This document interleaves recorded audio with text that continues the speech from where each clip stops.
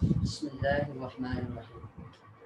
बेटा, अब आपका ये जो लेक्चर है, लेक्चर नंबर 17, इस लेक्चर को जो स्टार्ट करना है हमने, ये आपका लेक्चर नंबर 17 है। इसमें सबसे पहले तो बेटा हम इलेक्ट्रिक पोटेंशियल की वैल्यू एक निकालना सिखाऊंगा आपको कि आप लोग अगर कोई न्यूमेरिकल आ जाए तो अगर आपके पास दो चार्जेस हैं तो आपने उसका इलेक्ट्रिक पोटेंशियल किस तरीके से निकालना है उसकी बात करूंगा। उसी के अंदर हम देखेंगे कि आया वो चार्जेस एक जैसे हैं या एक जैसे नहीं हैं, तो फिर आप कैसे इलेक्ट्रिक पोटेंशियल निकालोगे, और साथ ही इलेक्ट्रिक फील्ड का और इलेक्ट्रिक पोटेंशियल का आपस में क्या रिलेशन है। अगर आपकी इलेक्ट्रिक फील्ड की डायरेक्शन जो है वो आपके जो चार्ज पड़ा हुआ है वो जिस डायरेक्शन में मूव करना चाह रहा है उस डायरेक्शन में नहीं है, तो फिर क्या इक्वेशन होगी और उसका इलेक्ट्रिक पोटेंशियल के साथ क्या रिलेशन है, इसकी बात हम करेंगे पहले। तो एग्जांपल है आपकी कि find the point where V is zero, यानी इलेक्ट्रिक पोटेंशियल जीरो। हमने वो पॉइंट फाइंड करना है जहां आपका इलेक्ट्रिक पोटेंशियल जो है वो जीरो वैल्यू देता है। इस चीज को समझने से पहले आप लोगों को एक अपना कंसेप्ट शायद याद हो कि जब आपने इलेक्ट्रिक फील्ड पढ़ा होगा सेकेंड ईयर में, इलेक्ट्रिक फील्ड लाइंस का कंसेप्ट आपने पढ़ा होगा। इस इलेक्ट्रिक फील्ड लाइंस में आपने पढ़ा कि अगर एक पॉजिटिव चार्ज है और एक इधर नेगेटिव चार्ज है तो इनके अवे यहाँ इलेक्ट्रिक फील्ड लाइंस वीकर होती हैं और दरमियान में यहाँ स्ट्रॉन्गर इलेक्ट्रिक फील्ड लाइंस होती हैं, स्ट्रॉन्गर फील्ड होती है। किस वजह से? Due to force of attraction. इसका मतलब ये हो गया कि जो ई जो होगी इनके दरमियान में कभी भी जीरो नहीं हो सकेगी। क्यों? क्योंकि दोनों चार्जेस एक दूसरे के ऑपोजिट है होता है। हाँ, ई जीरो, इसका मतलब ये हुआ कि या तो ई जीरो इस तरफ होगी नेगेटिव चार्ज की तरफ या पॉजिटिव चार्ज की तरफ। डायरेक्शन मस्ट है, आप लोगों ने डायरेक्शन जरूर इसमें एज्यूम करनी है। तो अगर यही चीज मैं ऐसे कर दूं कि नहीं, इधर भी चार्ज जब पॉजिटिव आए तो क्या ई की वैल्यू यहाँ भी नॉन जीरो होती है या नहीं? तो आपने पढ़ा कि जब दोनों चार्जेस एक तरह के हों फिर आप कहते हो कि दरमियान में ई की वैल्यू जो होती है वो आपके पास अप्रॉक्सीमेटली जीरो के बराबर हो जाती है। क्यों? Due to force of repulsion. Due to force of repulsion आपके पास इसके अंदर एक जोन, एक रीजन क्रिएट होता है जिसको आप लोग जीरो स्पॉट रीजन या न्यूट्रल जोन का नाम देते हो। वो कब आता है? जब एक जैसे चार्जेस हों तो वहां दरमियान में ई की वैल्यू जीरो हो सकती है बेटा। अब ये तो कंसेप्ट आपको पता है, इलेक्ट्रिक फील्ड लाइन पे है। तो हमने यहाँ क्या करना है? हमने बात यहाँ इलेक्ट्रिक पोटेंशियल की करनी है कि इलेक्ट्रिक पोटेंशियल जो है वो आपका जीरो किस पॉइंट पे है उसकी बात करनी है। यानी अगर मैं लिखूं इसको एग्जांपल के तौर पे, example find the point, find the point where V यानी इलेक्ट्रिक पोटेंशियल इज जीरो, ये फाइंड करना है। अब एक चार्ज प्लस क्यू, दूसरा चार्ज -3 क्यू, और इनके दरमियान में ये जो सेपरेशन है, डिस्टेंस जो है वो कैपिटल या स्मॉल a के बराबर है।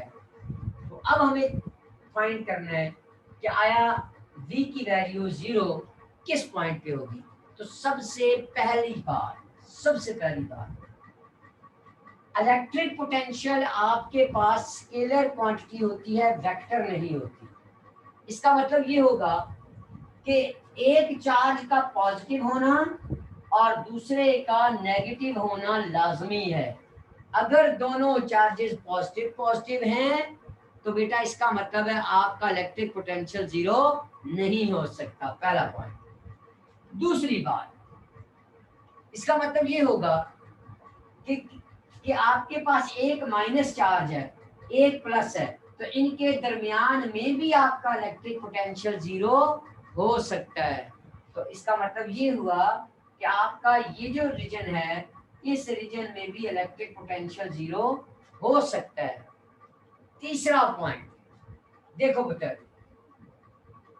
इसके बाहर की अगर मैं बात करूं, मैं इस रीजन की बात करूं या इस रीजन की बात करूं, तो आया हमें ये रीजन चूज करना है या ये रीजन चूज करना है? इन दोनों में कौन सा रीजन ऐसा होगा जहां आपका V जीरो होगा? तो इसको बड़े ध्यान से समझना। देखो पुत्र, बेशक ये माइनस है, लेकिन ये चार्ज देखो 3Q है, ये चार्ज सिर्फ प्लस Q है, तो प्लस Q के मुकाबले में 3Q ग्रेटर है। इसका मतलब है 3Q तो बहुत बड़ा चार्ज है, और बहुत बड़ा चार्ज जब है तो अगर इसके गिर्द मैं पॉइंट लूंगा तो इस बड़े चार्ज के गिर्द अगर ये पॉइंट होगा तो इसका फासला तो बहुत कम हो जाएगा उससे। जब इसका फासला इससे बहुत कम हो जाएगा तो इसका मतलब क्या होगा कि इसके गिर्द तो पोटेंशियल बड़ा स्ट्रांग हो जाएगा। इसका मतलब ये होगा कि हम बड़े चार्ज के गिर्द, याद रखना, कभी भी पोटेंशियल को जीरो नहीं करवा सकते। आपका पोटेंशियल बड़े चार्ज के गिर्द हमेशा नहीं होगा, हम हमेशा छोटे चार्ज की तरफ देखेंगे, वहां आपका पोटेंशियल इस तरफ जो होगा, ये जो है, ये जहां मैं ज्यादा डाल, इस तरफ आप अपना पोटेंशियल जीरो कर सकते हो, इस तरफ नहीं कर सकते। तो इसका मतलब ये हो गया कि आपके पास दो रीजन ऐसे हो गए जहां आपका इलेक्ट्रिक पोटेंशियल अपनी जीरो वैल्यू दे सकता है, एक इन दोनों चार्जेस के दरमियान और दूसरा छोटे चार्ज की तरफ। तो अब हम लोग क्या करते हैं, ये पॉइंट जो है ये फाइंड कर लेते हैं कि आया वो आपका छोटे चार्ज की तरफ है या आपका वो पॉइंट इनके मिडल पे है, इसकी बात करते हैं पुत्र। तो अब यहाँ इसको मैंने मिटा के अब इसको साफ बना देता हूँ कि आपका ये चार्ज प्लस क्यू है और ये चार्ज -3Q है, और इन दोनों के दरमियान सेपरेशन A है। तो सबसे पहला पॉइंट मैं अज्यूम करता हूं कि यहाँ कहीं P पॉइंट पे आपका V जो है वो आपका जीरो है, और इस पॉजिटिव चार्ज से X डिस्टेंस पे वो वाक़ई है। मैं ये एज्यूम कर रहा हूँ, आप इसको यहाँ भी ले सकते हो या आपका क्या, आप किसको क्या मानते हो? मैंने आसानी के लिए ये मान लिया P पॉइंट, जहाँ ये PV नहीं, P पॉइंट है, जिस पॉइंट पे आपका पोटेंशियल जो है वो जीरो हमने मान लिया। तो अब हम लोग क्या करेंगे, हम ये करेंगे कि पहले पोटेंशियल इस पॉजिटिव चार्ज का प्लस Q का इस पॉइंट P पे, और फिर -3Q का विद रिस्पेक्ट टू P, ये देखेंगे, और एंड पे इन दोनों को हम वेक्टर इनका सम कर लेंगे सुपरपोजिशन लगा के। तो मैं एज्यूम करता हूँ, assume that electric potential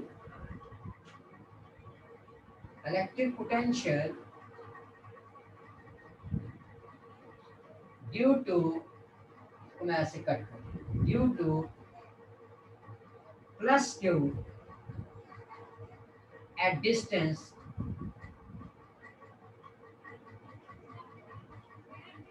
या at P कह दो, डिस्टेंस ना करो, at point P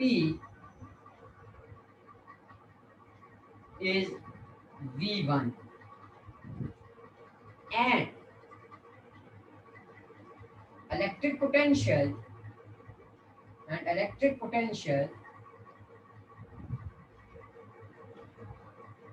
at point P due to -3q is V2, therefore देखो V1 कितना होगा, हमें पता है पुत्र कि इलेक्ट्रिक पोटेंशियल V जो होता है ये होता है KQ डिवाइडेड बाय R, ये हम जनरल फार्मूला पढ़ के आए हैं।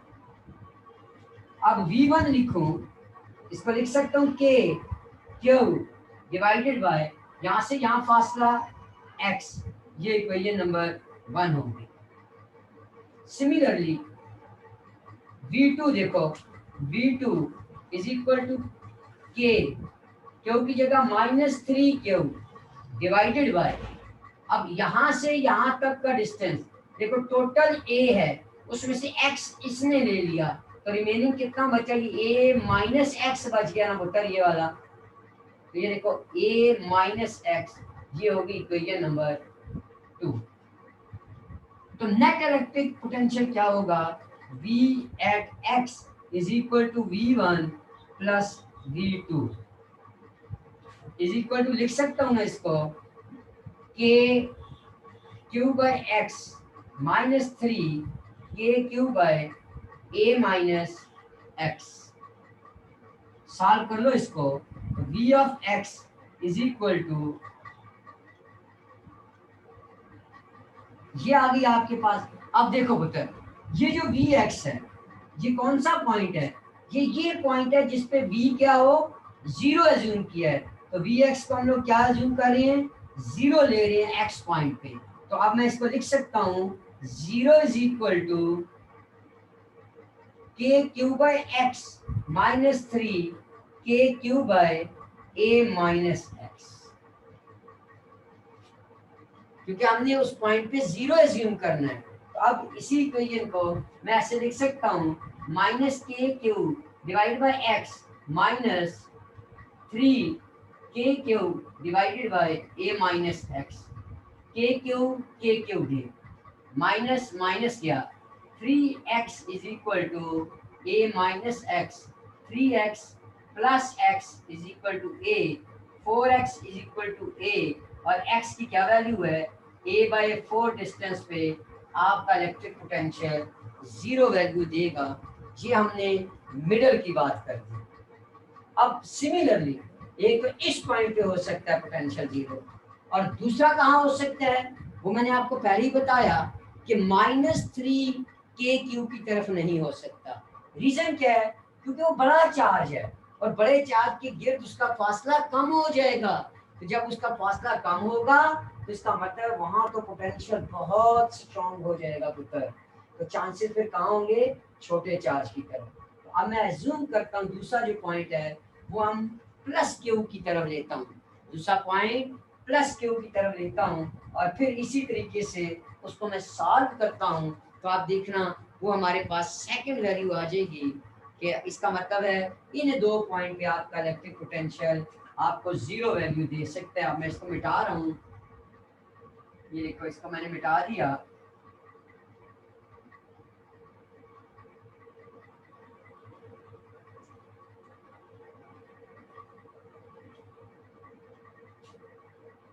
अब देखो, तो अब मैं अज्यूम कर रहा हूँ ये आपका +Q है, ये आपका -3Q है, और ये फासला आपका स्मॉल a। मैं अज्यूम कर रहा हूँ इस तरफ है पॉइंट P, और ये जो फासला है ये z डिस्टेंस पे है, जिस पॉइंट पे v की वैल्यू यहाँ क्या होगी, 0 होगी। ये +Q से z डिस्टेंस है, अगर इससे ये z है तो -3Q से कितना होगा, ये होगा a + z हो जाएगा इससे डिस्टेंस। तो सिमिलरली V1 मैंने +Q के लिए कहा, V2 -3Q के लिए कह दिया, तो V1 क्या हो जाएगा, KQ divided by z। V2 क्या हो जाएगा, -3 KQ divided by A + z हो जाएगा। ये पहली इक्वेशन। ये दूसरी, तो v कितना हो जाएगा एट पॉइंट P पे, यानी एट डिस्टेंस z पे v1 प्लस v2, तो v of z is equal to k Q divided by z minus 3 k Q divided by a plus z। तो ये जीरो हो गया, ये k cube divided by z minus 3 k cube divided by a plus ये z हो गया। इसको इधर ले आओ, minus k cube divide by z is equal to minus 3 k cube divided by a plus ये z हो गया। तो माइनस से माइनस k क्यूब से k क्यूब गया, तो आपके पास क्या बच गया 1 by G is equal to, आपके पास ये बचा 1 by G is equal to 3 divide by A plus G. Cross multiply कर लो, a plus G is equal to 3g हो गया। तो यहाँ से देखो a is equal to 3g minus G, a is equal to 2 time of g आ गया। तो हमें z की वैल्यू चाहिए, z is equal to a by 2। इसका मतलब है इतने डिस्टेंस पे जाके आपका v जो होगा वो 0 वैल्यू देगा प्लस q चार्ज, छोटे चार्ज। तो ये हो गई एग्जांपल कि आप इसको किस तरीके से सॉल्व करोगे।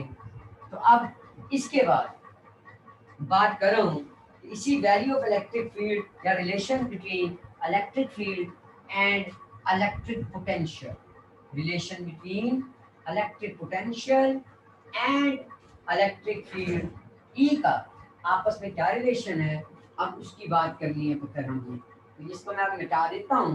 उम्मीद है कि ये पॉइंट आपको समझ आ गया होगा। तो अब रिलेशन बिटवीन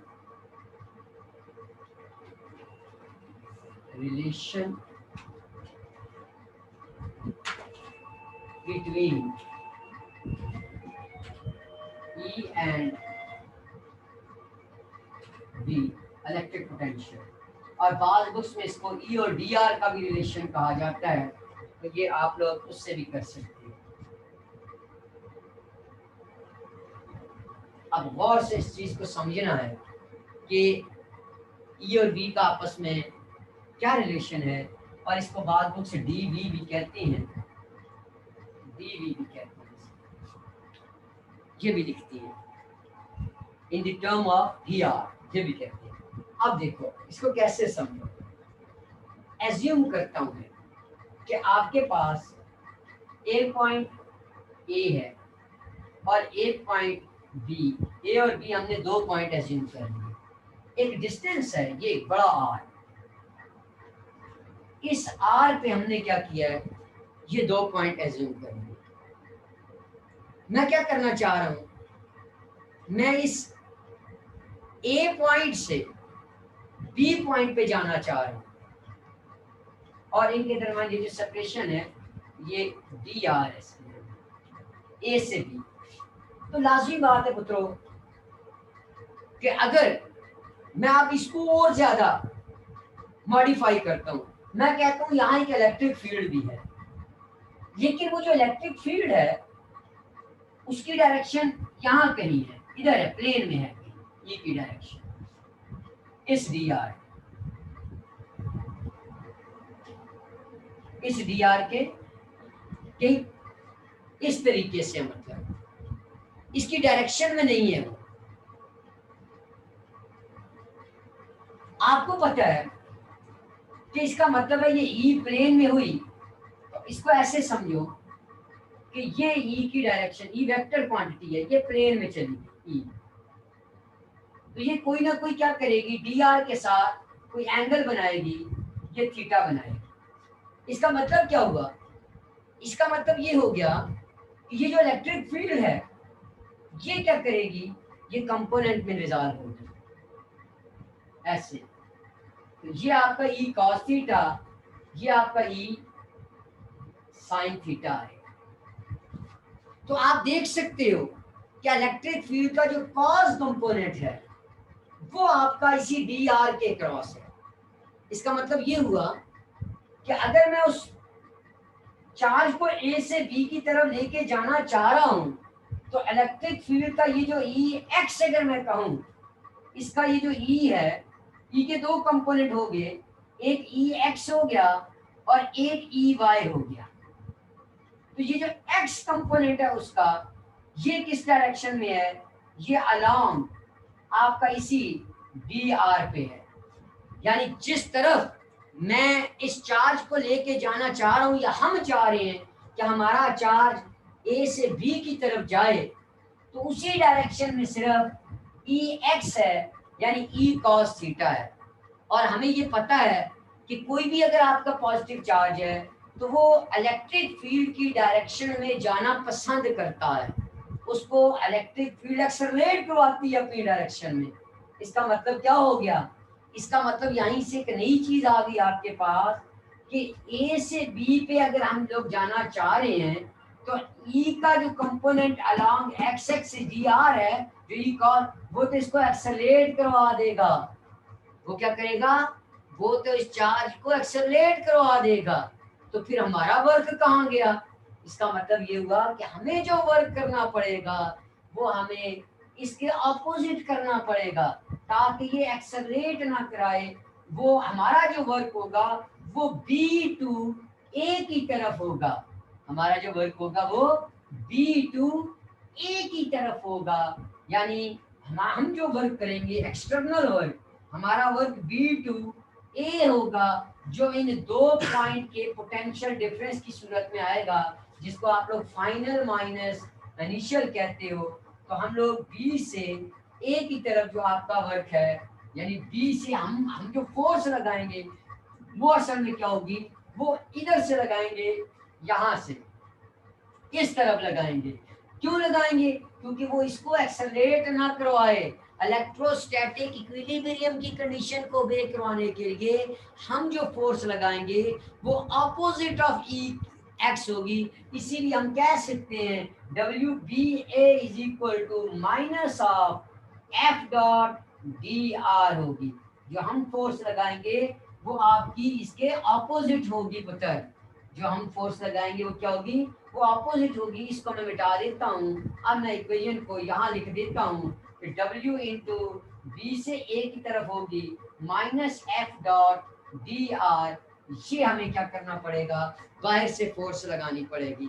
और आपको ये पता है कि ये जो फोर्स है ये कितनी होगी, E इज इक्वल टू, हमने पढ़ा फोर्स पर यूनिट चार्ज होता है, तो W is equal to B A is equal to minus Q into E dot D R हो जाएगा आपके पास।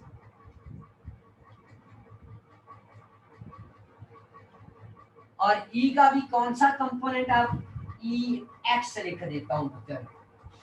ई एक्स की बात कर रहा हूं क्योंकि एक्स कंपोनेंट के क्रॉस हमें लगाना पड़ेगा, वो मैंने ई कॉस थीटा लिख दिया है। अब मैं ई एक्स की वैल्यू अगर लिखूं, W B into A is equal to minus Q E into cos of theta dot R हो जाएगा। अब मैं क्यू को इधर नीचे लेके आऊं तो W into B into A divided by Q is equal to minus E cos theta into D R हो जाएगा आपके पास।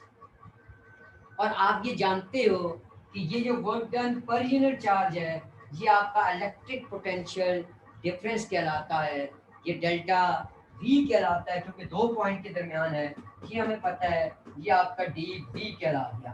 तो अब मैं इसको लिखूँ अगर, तो मैं इसको अब मिटाता हूँ यहाँ से।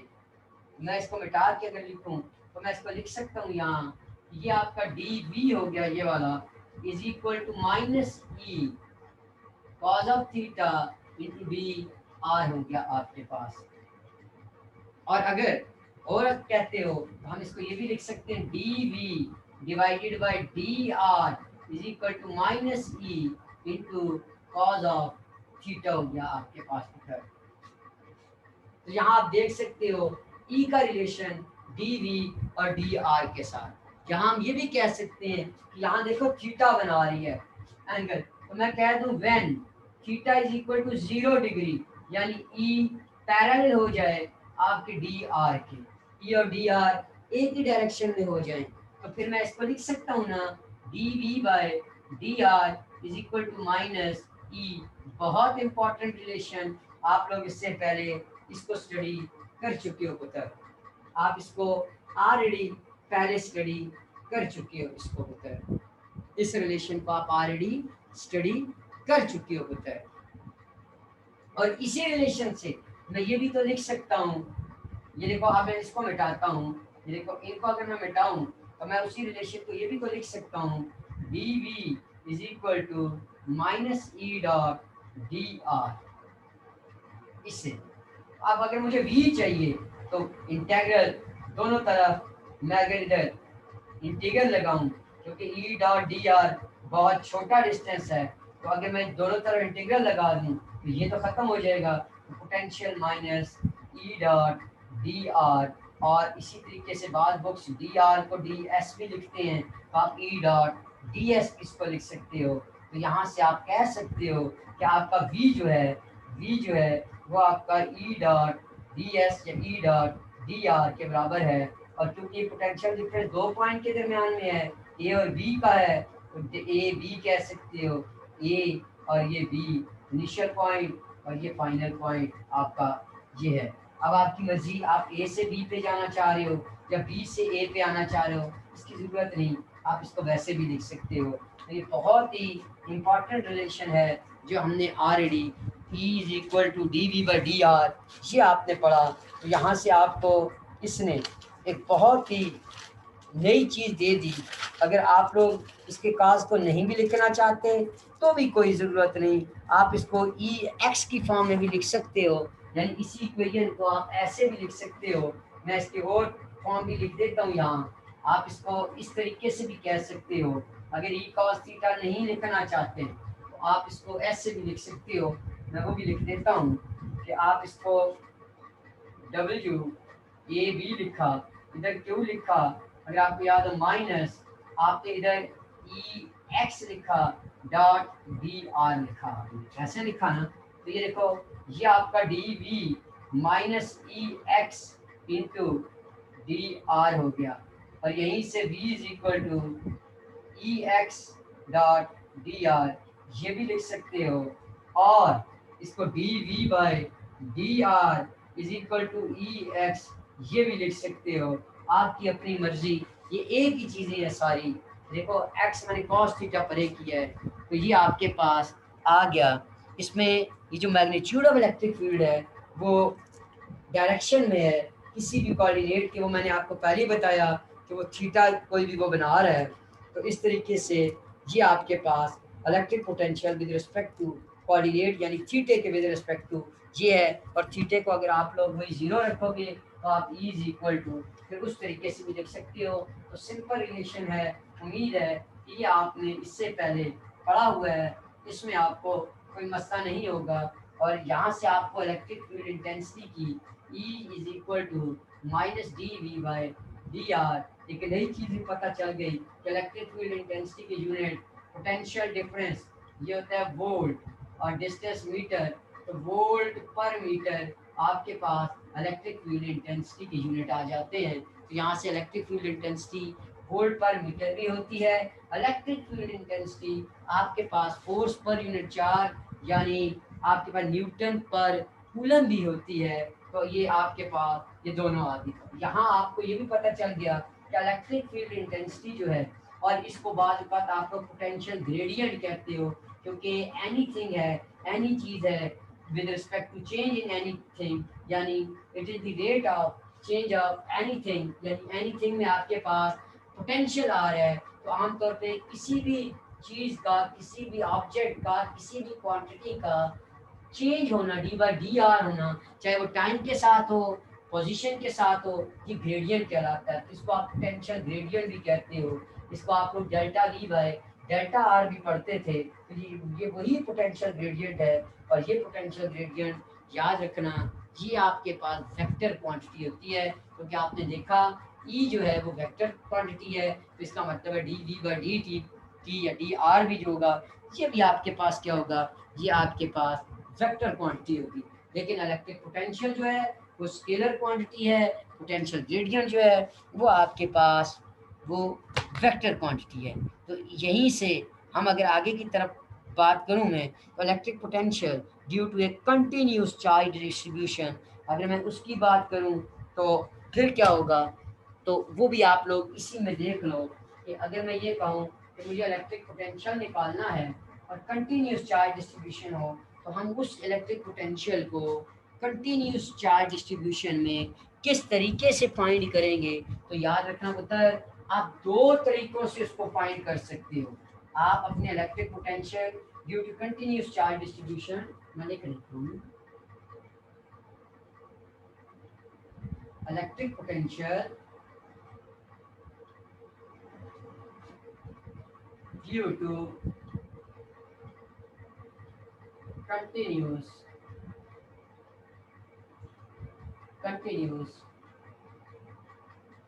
charge distribution। हमें इलेक्ट्रिक पोटेंशियल चाहिए और चार्ज इसमें कंटिन्यूसली डिस्ट्रीब्यूटेड हो। तो मतलब याद रखना, इसको आप दो तरीकों से सॉल्व कर सकते हो। मतलब इसको आप दो तरीकों से सॉल्व कर सकते हो। कैसे? मिसाल के तौर पे ये देखो, ये आपके पास कोई भी सरफेस, आपको कहा जाता है इधर भी चार्जेस, इधर भी चार्जेस, इधर ऐसे कंटिन्यूसली डिस्ट्रीब्यूट होंगे लार्ज नंबर। यहाँ तो आपको थोड़े मिल रहे हैं, लार्ज नंबर हो, तो फिर आप लोग क्या करोगे पता है, ये याद रखे ना, वहाँ हम लोग फिर वॉल्यूम चार्ज डिस्ट्रीब्यूशन का भी सहारा लेते हैं, क्योंकि हम लोग इसमें क्या करेंगे, यहाँ एक छोटा सा वॉल्यूम एलिमेंट यहाँ एज्यूम कर लेंगे इस तरीके से, उसके अंदर एक चार्ज निकालेंगे। आई बात समझ में? हम छोटे छोटे वॉल्यूम एलिमेंट एज्यूम करेंगे, छोटे छोटे वॉल्यूम एलिमेंट, क्योंकि और फिर क्या करेंगे, हमें पता है कि एक वॉल्यूम के अंदर ये जो पोटेंशियल होता है वो एक पॉइंट का Q/R होता है। ठीक है, तो हम यहाँ से स्टार्ट करेंगे इसको। ठीक, तो ये हमें, अगर हमने ड्यू टू पॉइंट चार्ज हमने निकाला, तो हम फिर क्या करेंगे, यहाँ छोटे छोटे वॉल्यूम एलिमेंट एज्यूम कर लेंगे और हम एज्यूम करेंगे कि जी एक के अंदर जो चार्ज होगा वो आपका, वो हम लोग क्यों नहीं डी क्यू चार्ज एज्यूम करेंगे। हम क्या करेंगे, एक small charge D Q assume कर लेंगे, और जब डी क्यू करेंगे और जो पोटेंशियल वहां लेंगे वो हम डी वी लेंगे। इस पॉइंट पे जो पोटेंशियल होगा वो डी वी होगा, यानी मैं क्या करूंगा, D V is equal to K D Q by इस आर की बात करो, तो ये आप एक चार्ज का निकाल लो, एक चार्ज का। इसी तरीके से डी वी दूसरे का, तीसरे का, और अगर हमें सबका चाहिए तो हम लोग क्या करेंगे, v is equal to integral साइन K D Q by R कर देंगे। के आपका कांस्टेंट है, तो आपका D Q divide by R पे इंटीग्रल आ जाएगा, v आपका जो होगा वो फिर आपका g होगा। तो आप इस तरीके से फिर इलेक्ट्रिक पोटेंशियल निकालोगे। उम्मीद है कि ये चीज आपको समझ आई होगी कि मैंने क्या कहा। अगर फिर भी नहीं समझ में आई तो मैं इसको ऐसे समझा देता हूँ कि अगर आपके पास नंबर ऑफ चार्ज हो बहुत ज्यादा, इस तरीके से आपके पास कोई सरफेस है उस पर चार्ज ऐसे डिस्ट्रीब्यूट किए हैं, तो हम लोग क्या करेंगे कि वहाँ एक छोटे, सबसे पहले एक स्मॉल चार्ज एज्यूम करेंगे, वहाँ एक पॉइंट चार्ज सरफेस पे हम लोग एज्यूम करेंगे, यानी हम लोग उसमें से एक ये जैसे है, इसमें मैं कहता हूँ ये डी क्यू चार्ज है यहाँ, और डी वी इसका पोटेंशियल है। तो मैं फिर क्या करूँगा, बजाय v is equal to K Q by R लगाने के, मैं लगाऊंगा D V is equal to K into D Q by R, ये इक्वेशन यूज करूंगा। तो ये तो एक की वजह से, तो यहाँ तो नंबर आप होंगे, जब हम ये फाइंड कर लेंगे तो हम लोग क्या करेंगे, यहीं इसको दोनों तरफ इंटीग्रेट कर देंगे डी क्यू बाय आर, तो v is equal to K constant, तो डी क्यू बाय आर, ये आपके पास क्या हो जाएगी, electric potential due to continuous charge distribution. आप लोग इस फार्मूले से आओगे, फिर आप लोग इंटीग्रेट कर दोगे और छोटे छोटे चार्जेस एज्यूम करके, क्योंकि हमारा कंसेप्ट पॉइंट चार्जेस पे है, सारे चार्ज को आप एक मरतबा नहीं कर सकते, इसलिए आप लोग क्या करोगे, इस पे आओगे। एक तरीका तो ये है कि आप इस तरीके से फाइंड करो उसको। दूसरा तरीका क्या है, दूसरा तरीका ये है कि आप with respect to electric field intensity आओ, आप इसी सरफेस को लो और यहाँ से गाजेस लॉ का सहारा लो, सिमेट्रिक सिचुएशंस लो, यानी आप फिर क्या करो, दूसरा तरीका V is equal to minus E dot D R है, ये तरीका है दूसरा, यानी ये सेकंड मेथड ये है, ये फर्स्ट मेथड है, दूसरा मेथड ये है। तो इसमें आपको ई की वैल्यू सबसे पहले फाइंड करनी होगी, तो सबसे पहले आपने फाइंड ई करनी होगी, और ई के लिए आप लोग कैसे आओगे, लाजिम बात है ऐसी सरफेस हो तो एज्यूम करोगे आप लोग क्या, गाजेस लॉ, तो गाजेस लॉ की मदद से आप लोग ई की वैल्यू को फाइंड करोगे। तो ई की वैल्यू जब आपके पास आ जाएगी फिर आप क्या करोगे, इधर ई की वैल्यू को पुट करोगे, उसका आप लोग क्या करोगे, डॉट डी आर लेके आप लोग क्या करोगे, वहां से इलेक्ट्रिक पोटेंशियल एज्यूम कर लोगे। तो क्योंकि वहां सिमेट्री होगी तो आपकी चार्जेस जो हैं अगर वो हाईली सिमेट्रिक हैं तो हम लोग सबसे पहले क्या करेंगे, वहाँ ई की वैल्यू को फाइंड करेंगे किसी भी एक पॉइंट पे यूजिंग गाजेस लॉ, और फिर सब्स्टिट्यूट कर देंगे उसे अपनी इस इक्वेशन में, यहाँ से आप इलेक्ट्रिक पोटेंशियल निकाल लोगे। तो ये दो तरीकों से आप लोग क्या कर सकते हो, electric potential due to a continuous charge distribution आप कर सकते हो। एक तरीका क्या है कि अगर आपकी वही डिस्ट्रीब्यूशन यूनिफॉर्म नहीं है, आपके पास सिमेट्री नहीं है, तो आप लोग क्या करोगे, आप वहां एज्यूम कर दोगे कि एक चार्ज को पहले उसको डी क्यू कह दोगे और उसका आप पोटेंशियल डी वी फाइंड करोगे, और उसके बाद उसको इंटीग्रेट कर दोगे आप लोग होल सरफेस के लिए। तो एक तरीका ये होता है। दूसरा तरीका क्या है, आपने अभी रिलेशन पढ़ा v is equal to minus integral of E dot D R, तो आप सबसे पहले वहां electric field intensity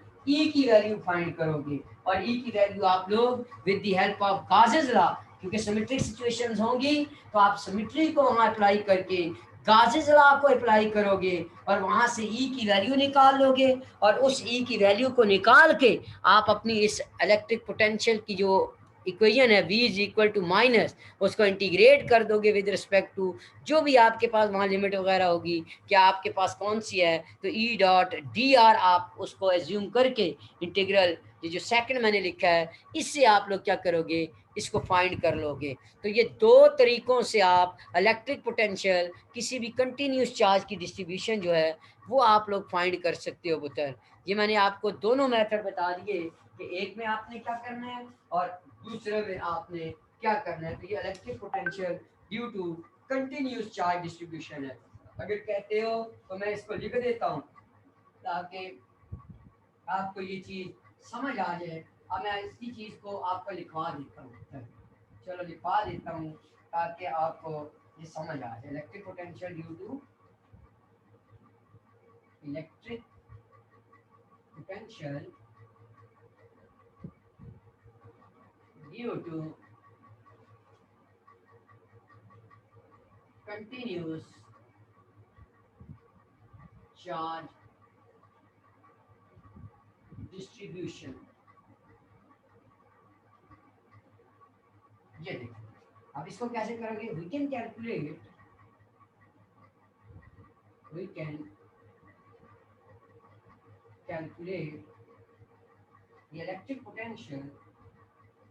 the electric potential, due to a continuous charge distribution in two ways। दो तरीकों से आप कर सकते हैं।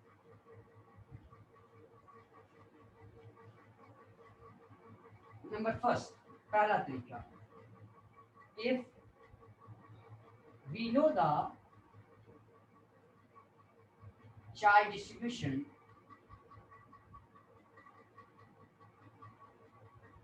के चार्जेस हैं वहां कैसे डिस्ट्रीब्यूट हैं, we can start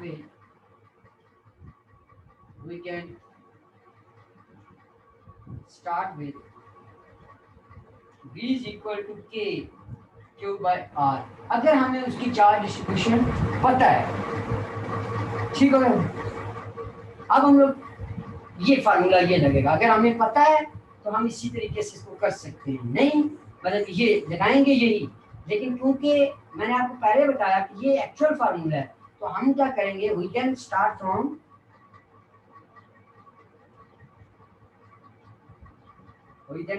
from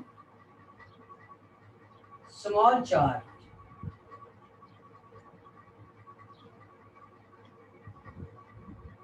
dq treating a point charge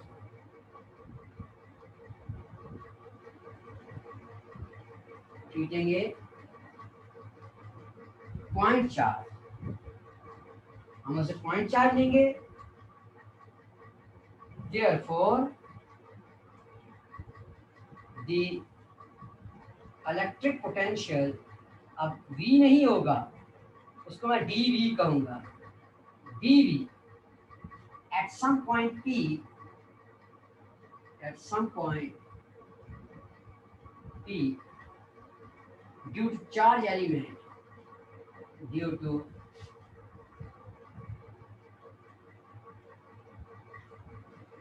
charge element dq is, अब ये देखो dv is equal to k dq divided by r, ये इक्वेशन मान हो जाएगा, ठीक हो गया पुत्र। तो dv is equal to k dq by r, ये हो गया पहले चार्ज के लिए। अब यहीं से आगे ये देखो,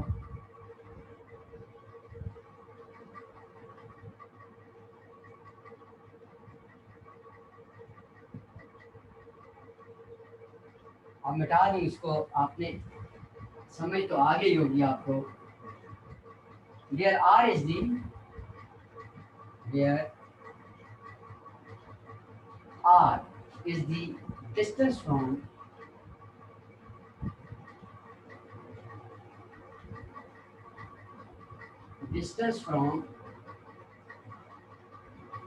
charge element to point P,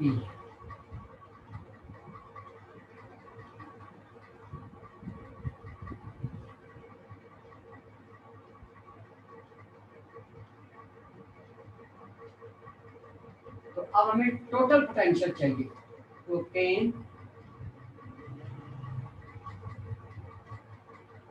the total electric potential, to obtain the total electric potential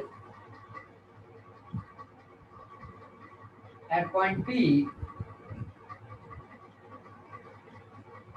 we integrate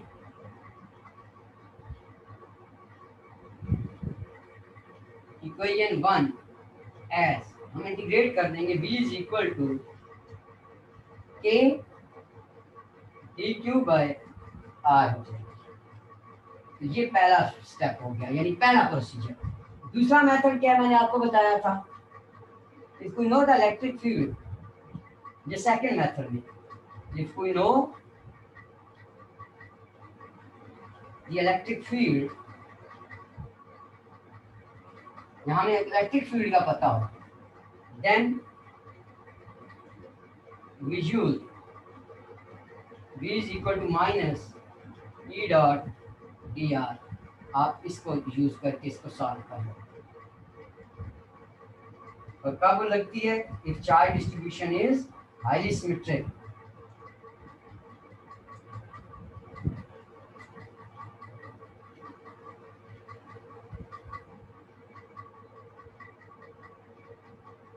highly symmetric charge distribution हो, हम क्या करेंगे, we first calculate E at any point by using Gauss's law, and then put in, इसको equation star है, equation star, ठीक हो गया मित्रों। तो इस तरीके से हम लोग क्या करते हैं, ये दो मेथड हैं उसको पुत्र आपकी वी को निकालने के। तो मैंने ये दोनों मेथड अब लिख दिए हैं कि आप किस किस तरीके से इसको आप लोग वी की वैल्यू को एज्यूम करोगे, तो कैसे आप लोग इसको निकालोगे पुत्र। तो इसके बाद अब जो नेक्स्ट टॉपिक है, अब मैं उसकी बात करूंगा कि उसको हम लोग किस तरीके से एज्यूम करेंगे। तो वो है यही इलेक्ट्रिक पोटेंशियल होगा। इसकी कुछ एप्लीकेशंस हैं तो उनकी बात करूंगा। तो उन एप्लीकेशंस को बड़े ध्यान से समझना।